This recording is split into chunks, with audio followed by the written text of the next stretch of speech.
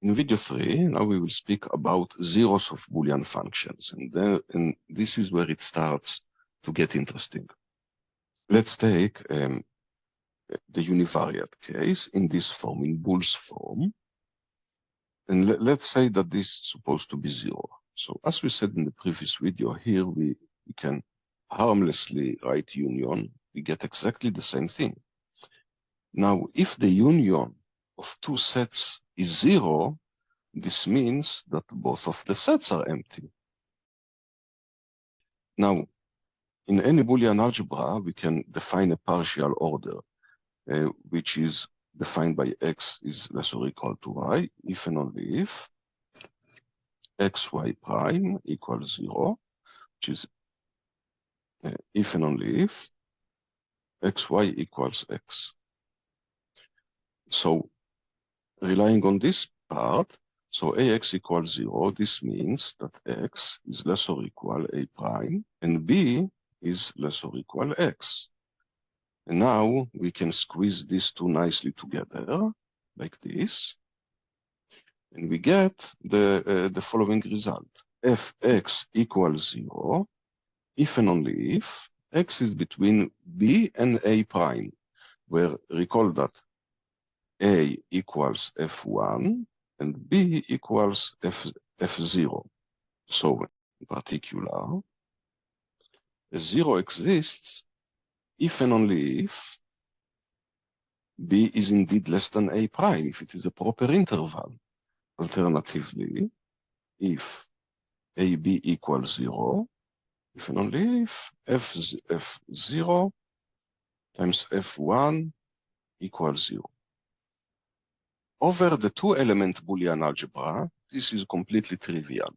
But less trivially, as we shown, this is true in all Boolean algebras. And this was discovered already by Mr. Boole himself.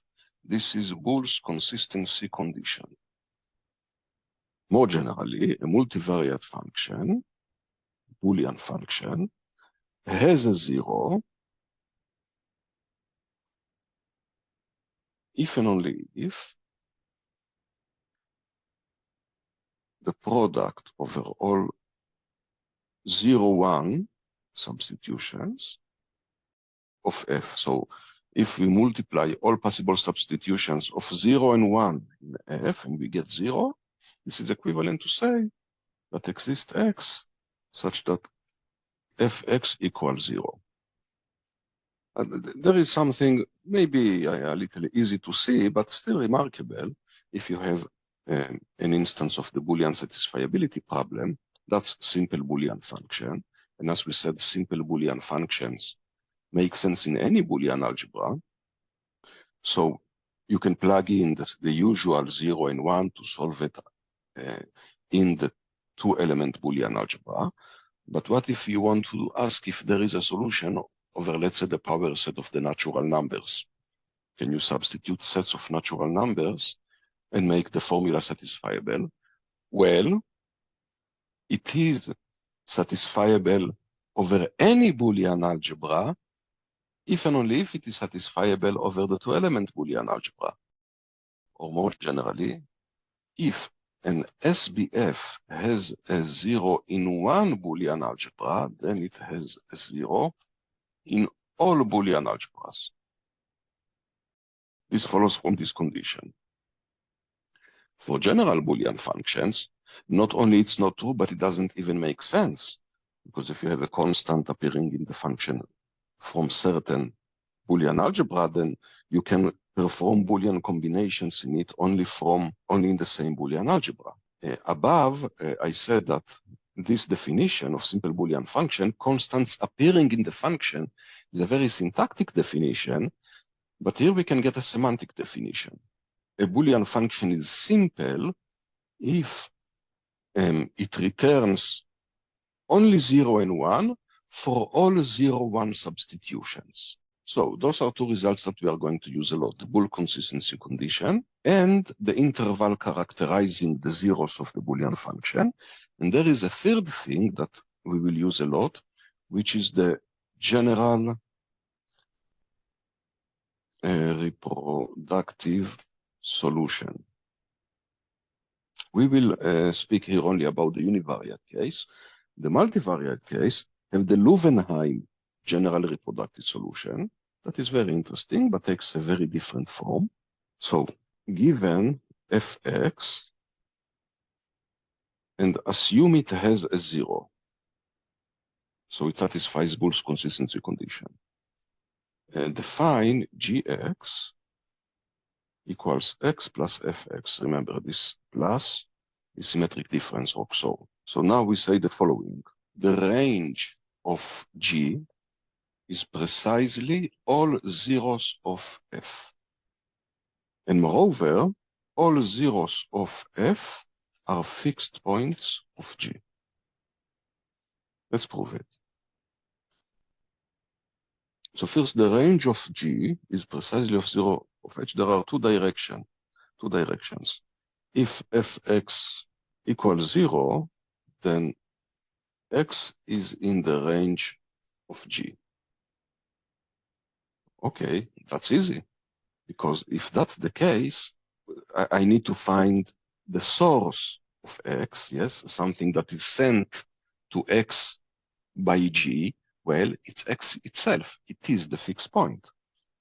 Let's see, g of x equals x plus fx by definition, but we said that x is a zero of f.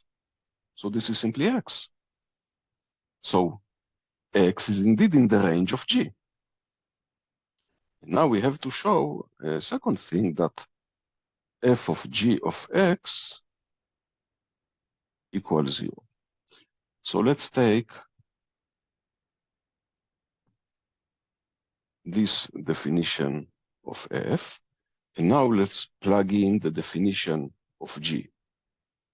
So that's x plus fx. So instead of x here, we are going to write x plus fx. Instead of x prime here, we are going to write.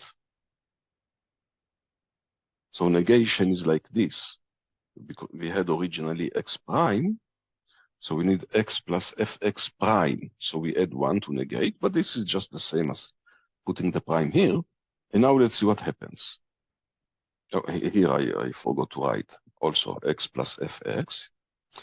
And now x plus ax, because negation is just adding 1, is the same as this, a prime.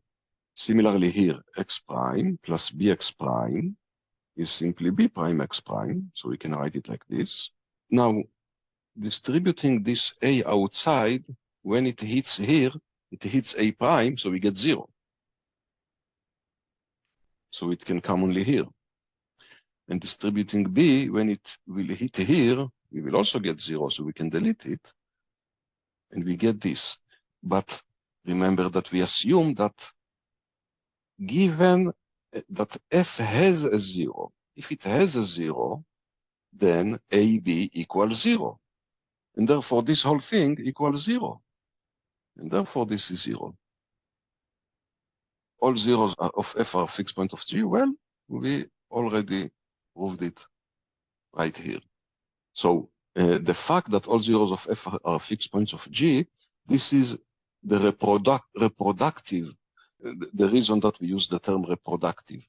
And the fact that it is precisely all zeros, this is why we call it the general solution.